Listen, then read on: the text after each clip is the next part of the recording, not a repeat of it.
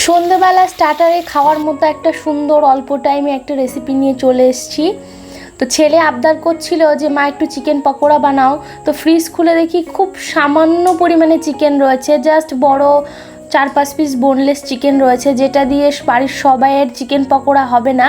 তো সেখান থেকেই ছোট ছোট করে পিস বার করে নিলাম চিকেনের। বার করে নিয়ে তার মধ্যে আদা রসুন বাটা, লবণ, লঙ্কার গুঁড়ো, লেবুর রস, গোলমরিচ গুঁড়ো, সামান্য পরিমাণে জিরে গুঁড়ো, ধনে গুঁড়ো সব কিছু দিয়ে ভালো করে চিকেনটাকে ছোট্ট ছোট্ট টুকরো করে মেখে নিয়ে ম্যারিনেট করে সব মশলা দিয়ে আধা ঘন্টা মতো রেখে দিয়েছিলাম। রাখার পরে এই যে বাটির মধ্যে 2 চামচ মতো কর্নফ্লাওয়ার দিয়েছি। কর্নফ্লাওয়ারের মধ্যে সামান্য পরিমাণে লবণ দিয়ে এটা জল দিয়ে একটা খুব একটু পাতলাই একটা ডো বানিয়ে নিয়েছি, একটা ব্যাটার বানিয়ে নিয়েছি একদম পাতলা করে। আর আলুগুলো এই যে এরকম একদম পাতলা করে কেটে লবণ জলে ভিজিয়ে রেখেছিলাম যাতে আলুগুলো একটু নরম হয়ে যায়। সঙ্গে টুথপিকটাও জলে একটু ভিজিয়ে রেখেছিলাম যাতে তেলের মধ্যে পড়লে ভাজা হয়ে পুড়ে না যায়।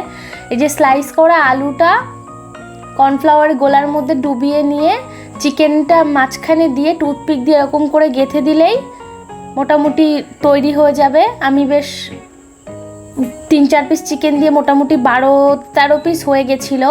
খুব অল্প পরিমাণে চিকেন থাকলে, একদম অল্প সময় থাকলে এইভাবে একদিন বানিয়ে দেখতে পারেন চটজলদি। সবগুলো সুন্দর করে গেঁথে নিয়েছিলাম।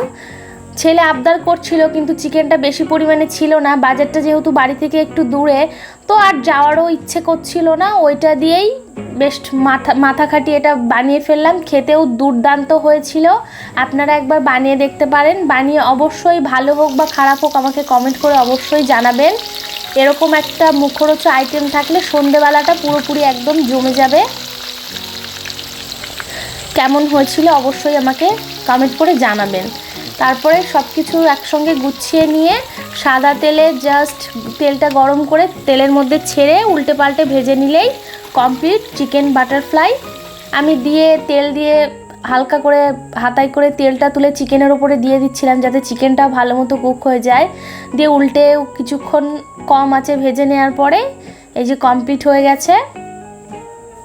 দেখতে যেরকম সুন্দর হয়েছিল খেতেও সেরকম দুর্দান্ত হয়েছিল। যেহেতু বাচ্চা খাবে ঝালটা ওই জন্য কম দিয়েছিলাম। আপনারা চাইলে স্পাইসি বানাতেই পারেন। এটা সস হোক মেয়োনিজ হোক যে কোনো একটা কিছু দিয়ে খেলেই একদম ফাটাফাটি। তো কেমন লাগলো অবশ্যই কমেন্ট করে জানাবেন। আমার ছেলের তো খুব পছন্দ হয়েছিল। আর ভিডিওটা ভালো লাগলে একটা লাইক করে দেবেন।